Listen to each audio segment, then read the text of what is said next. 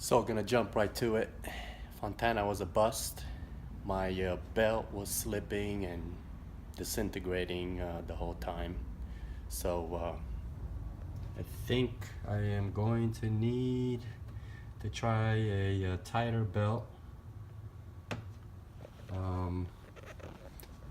Gonna try to order maybe something a tiny bit smaller before I invest in a pulley, idler pulley tensioner. They're like $700-800. Like, damn, that's a lot. So yeah, went to Fontana, tried to run a 9.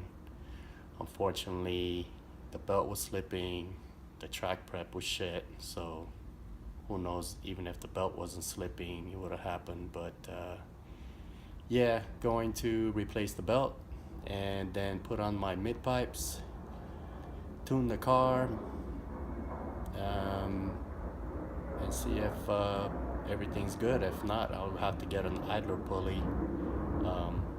I'm not sure why the belt's slipping unless it's